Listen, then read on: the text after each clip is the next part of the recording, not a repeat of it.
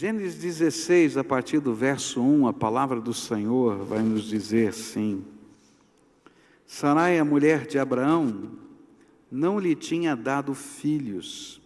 Ela possuía uma escrava egípcia que se chamava Agar. E um dia Sarai disse a Abraão: já que o Senhor Deus não me deixa ter filhos, tenha relações com a minha escrava. Talvez assim, por meio dela, eu possa ter filhos. E Abraão concordou com o plano de Sarai. E assim ela lhe deu a Agar para ser sua concubina. Isso aconteceu quando já fazia 10 anos que Abraão estava morando em Canaã. Abraão teve relações com Agar e ela ficou grávida. E quando descobriu que estava grávida, Agar começou a olhar com desprezo para Sarai, a sua dona. E aí Sarai disse a Abraão: por sua culpa, Agar está me desprezando. Eu mesma a entreguei nos seus braços, e agora que sabe que está grávida, ela fica me tratando com desprezo.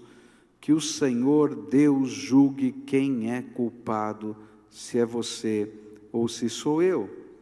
E então respondeu Abraão: está bem, Agar é sua escrava, você manda nela, faça com ela o que quiser.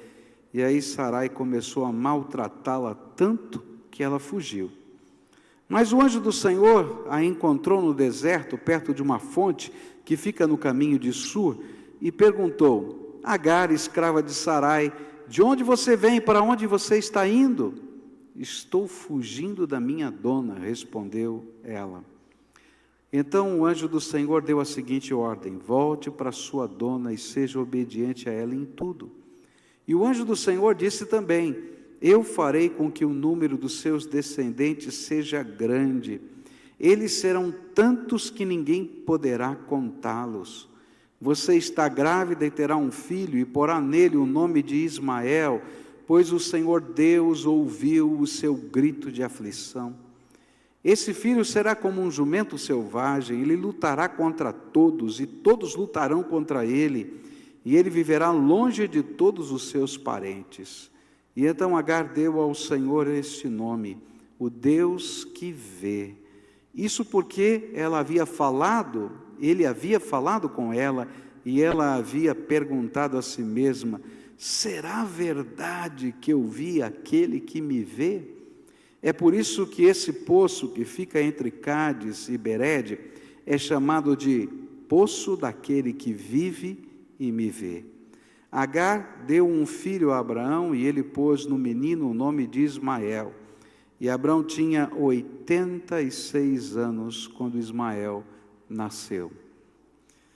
A confusão está aqui bem clara nessa história. Nos versículos de 4 a 6, vai dizer que Abraão teve relações com Agar, ela ficou grávida, e aí começou uma confusão danada na casa. Primeiro, as duas mulheres começaram a disputar entre si. Mas não parou aí a confusão, porque quando a coisa começou a ficar feia, não é? A gente acabou de ler na Bíblia, quem foi a ideia de dar Agar para Abraão? De quem foi? De Sara, não foi? Mas na hora que a coisa ficou feia, ele vai olhar para ele e dizer assim: a culpa é sua. E ela estava certa. Por quê? Por quê? Porque Abraão era o sacerdote daquela casa. E o que o Senhor está nos ensinando é que toda vez que desobedecemos ao Senhor, toda vez que fugimos dos planos que Ele tem para a nossa vida, nós armamos uma confusão que vai gerar uma situação insustentável, de maior sofrimento sobre a nossa vida. A terceira cena é a cena da restauração. A primeira foi a tentação, a segunda foi a confusão, a terceira foi a restauração. Apesar das bobagens que a gente faz, a bondade de Deus ainda assim não nos desampara. É muito interessante como Deus trabalha essas coisas na nossa vida. Elas não acontecem automaticamente, mas Deus honra os seus filhos no tempo correto. Deus honra os seus filhos. Ele revela a injustiça. Ele pesa a sua mão. Milagres de Deus começam a acontecer. Vários anos atrás, uma ovelha minha entrou no meu gabinete com o seu esposo. Eles eram empresários, tinham uma companhia muito grande, e começaram a acontecer algumas coisas muito estranhas na empresa dele. Deus não estava abençoando. E aquela senhora era uma senhora de fé, comprometida com Deus. E ela entrou no gabinete com o seu esposo e disse: pastor, nós viemos aqui pedir oração. A situação está ficando muito difícil, nossa empresa está entrando em dificuldades. E eu oro e oro, peço a Deus que abençoe a nossa empresa, e Deus diz para mim que Ele não vai abençoar. Eu não estou entendendo o que está acontecendo. E eu queria que o senhor orasse conosco, porque se tem alguma coisa errada, que Deus nos revele. E o marido entrou calado e saiu mudo. E aí a gente começou a orar. Eu falei: Senhor, se tem alguma coisa errada, revela. Senhor, se tem alguma coisa errada, revela. Senhor, se tem alguma coisa errada, revela. Põe a tua mão, Senhor. Nós precisamos da tua bênção. Bom, aquela oração foi um estrago horrível. Verdade, foi um estrago. Passadas algumas semanas, houve uma série de acidentes, um atrás do outro, e aquele homem perdeu uma fortuna. Caminhões de mercadoria caíram no rio, outro tombou, não sei o quê, e era tudo assim, porque lá eles faziam naquele tempo aquela divisão: isso aqui faz seguro, isso aqui não faz seguro. Tudo que não tinha seguro caía. Era incrível, tudo.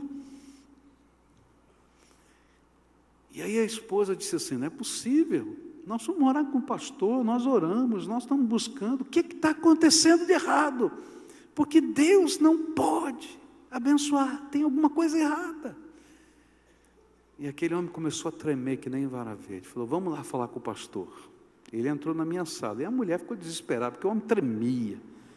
Sentou-se ali na mesa, perto da minha mesa, ele e a esposa, e disse assim: não, eu vim aqui porque eu sei que Deus vai acabar comigo. Eu disse: o que é que está acontecendo de errado? É que já há muitos anos eu tenho uma segunda família escondida. Na cidade tal, eu tenho uma outra mulher, outros filhos, e eu escondo isso há tantos anos. Você pode imaginar o que aconteceu naquela hora: choro, clamor, tristeza. Mas aquela mulher se levantou e disse assim: eu louvo a Deus porque Ele revela o que está de errado. Sabe, há momentos na nossa vida que a gente não tem como lutar contra a injustiça. Mas quando a gente se coloca na presença de Deus, e Deus começa a trabalhar restauração na nossa vida, o temor do Senhor vem sobre nós e sobre quem está ao nosso redor. Mas para a gente poder viver a restauração, eu tenho que ter a coragem de sair do meu gueto e enfrentar a vida, enfrentar os problemas, e ouvir a voz do Espírito, por mais difícil que ela pareça. Você pode imaginar Agar ouvindo: volta para casa e obedece àquela mulher.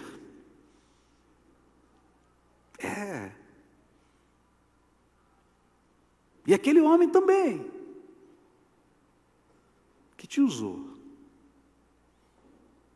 que eu vou abençoar você. Querido, restauração é quando a gente deixa Deus fazer do jeito dele os consertos da nossa vida. E a última cena que eu queria deixar com você nessa noite: depois da restauração, vem a revelação,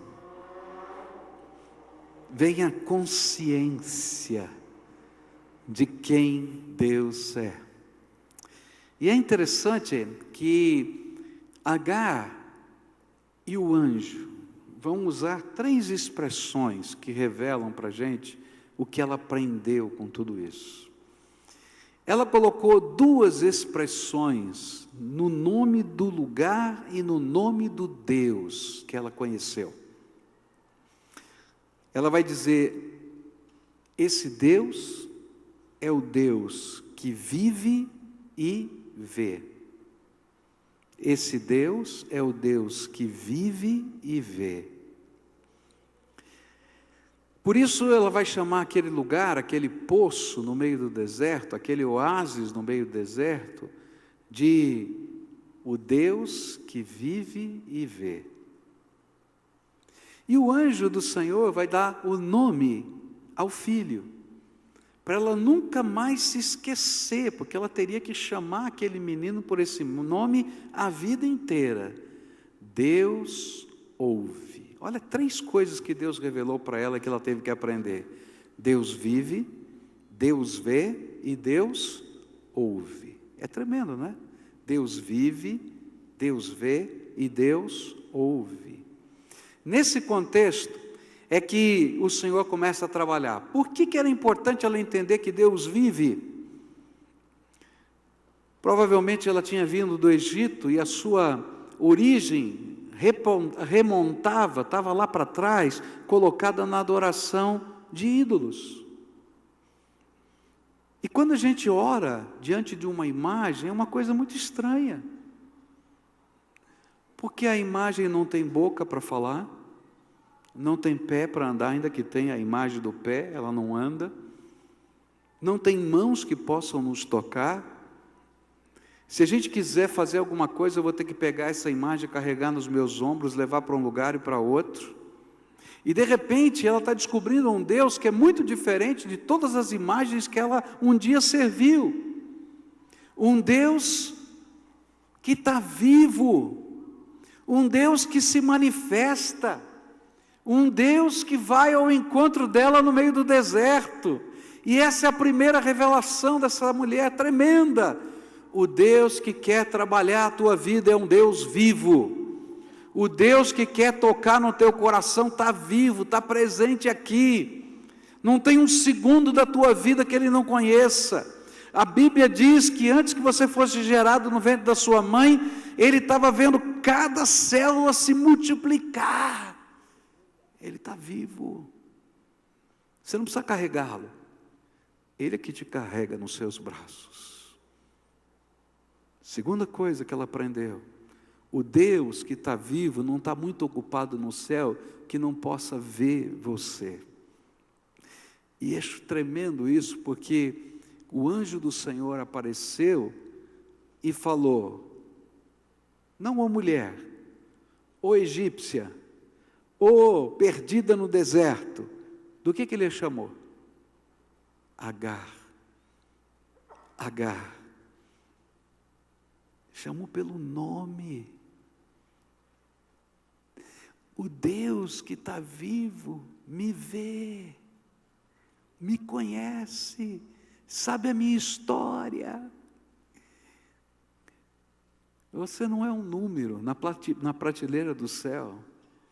Você é filho amado, escolhido, precioso, preciosa de Deus. E a terceira coisa que ela aprendeu ali com o nome: o Deus que está vivo e vê é o Deus que me escuta. E olha que coisa tremenda, porque ela teve que colocar o nome, não é, do filho dela, de Ismael. E esse nome é um nome composto, 2 palavrinhas juntas: Deus ouve. Literalmente em hebraico, as 2 palavrinhas, Ishma, ouvir, e El, Deus. Ishmael, Deus ouve. Agora você imagina a vida inteira, vamos colocar em português, que era a língua dela, o hebraico, tá? Vamos colocar em português: Deus ouve, vem aqui, está na hora de jantar. Deus ouve, está na hora de tomar banho. Deus ouve, vamos agora levantar. Deus ouve a vida inteira.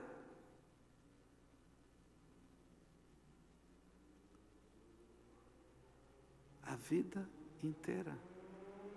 E cada vez que ela gritava, Deus ouve, ela guardava no coração a promessa: meu filho vai ser o pai de uma grande nação.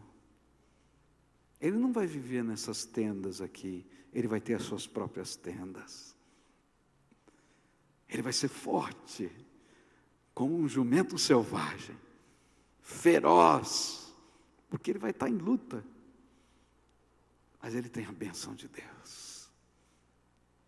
Deus ouviu, Deus ouve e Deus ouvirá. Está entendendo? Tentação, confusão, restauração e revelação. É assim que Deus trabalha na nossa vida.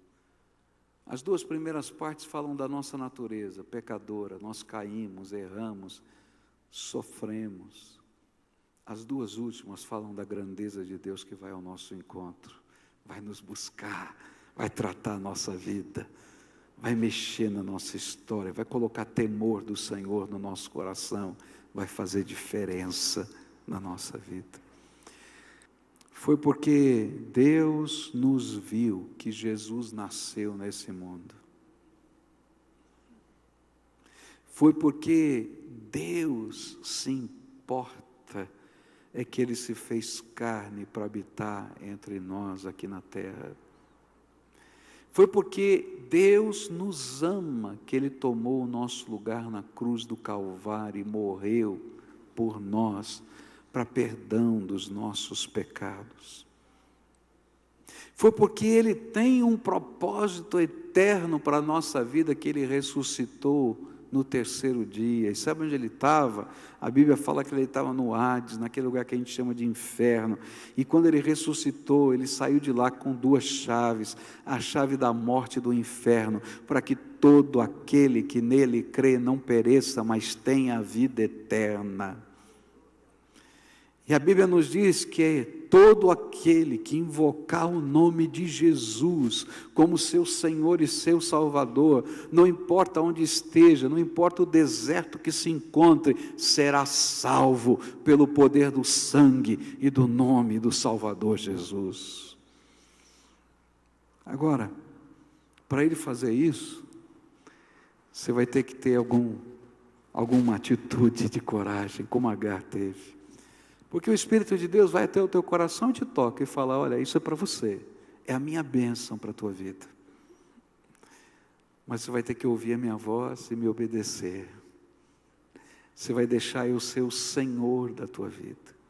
Se Agar não tivesse voltado para casa, se não tivesse obedecido às ordens do Senhor, ela não receberia a bênção prometida lá no deserto. E queridos, assim acontece na nossa vida. Deus nos pega no meio das confusões da vida, e o que a gente vai ter que fazer é fazer uma entrega absoluta, mesmo quando eu não compreendo, mesmo quando eu não acredito que haja alguma solução, mas eu ouvi essa voz, e por causa do Senhor que falou, pela fé nele, é que eu vou fazer isso. Ela não acreditava em Abraão, ela não acreditava em Sara, ela não acreditava nem na religião deles. Porque como é que alguém que tem fé faz o que fez com essa mulher? Mas ela encontrou o Senhor, e ela pôde crer nele, porque esse não mente e faz coisas tremendas na nossa vida. Queria convidar você a orar ao Deus que te vê. E o grande desafio é: não justifica, não reclama, só pede para Ele tomar a tua vida nas mãos dEle. Fala: Jesus, me toma nas tuas mãos. Eu não quero ficar vagando pelo deserto, me leva para o lugar da tua presença. Se for para voltar para casa e enfrentar as mesmas batalhas, eu vou voltar hoje, mas eu vou voltar em nome do Senhor Jesus. porque eu quero a tua voz, eu quero a tua bênção, eu quero a tua promessa, eu quero a tua palavra. Eu quero andar todo dia na alegria daquele que vive, me vê e me ouve. Como? Eu não tenho a mínima ideia. Como vai ser? Eu não tenho a mínima ideia. Como Agar não tinha. Mas a bênção foi que o Senhor a abençoou. Senhor Jesus, há pessoas aqui que precisam de salvação eterna. E enquanto elas estiverem clamando ao Senhor, que o Senhor as visite com o teu Espírito Santo. Que o Senhor perdoe os seus pecados, a sua confusão, as quedas, e que o Senhor comece uma obra de restauração. Alguns, Senhor, que estão precisando obedecer, que o teu Espírito já se revelou e o Senhor está dizendo: levanta agora, toma atitude, volta para casa, volta para casa. Alguns, isso é literal, volta para casa. Tem alguns que estão separados aqui, Senhor, e o Senhor está dizendo: volta para casa, restitui a tua família, cura as feridas, você já fez muita bobagem, volta para casa. Tem alguns, Senhor, que são filhos, que estão longe dos seus pais, e que o teu Espírito está dizendo: volta para casa, volta para casa, volta para casa. E Senhor, a gente tem tantas justificativas, mas nessa hora o Senhor não quer ouvir as nossas justificativas, porque o Senhor nos diz: volta para casa por mim, eu serei contigo. Mas Senhor, às vezes isso não está no nível família, mas está lá no nível de trabalho, está no nível das situações, dos problemas, das dificuldades. E o Senhor está dizendo para você: vai, filho, volta, volta, não foge não, volte. Senhor, vai com eles, vá com eles, Senhor, vá com eles, na frente deles, já vai preparando o caminho, e que fatos que não são ditos, que não fazem parte do registro da história, mas que representam o mover do teu Espírito, aconteçam agora, porque o Senhor foi à frente deles. Que nós estejamos tomando posse das tuas promessas, na certeza de que o Senhor é o Deus que vive, o Deus que me vê e o Deus que me ouve. Bendito seja o nome do Senhor. Amém.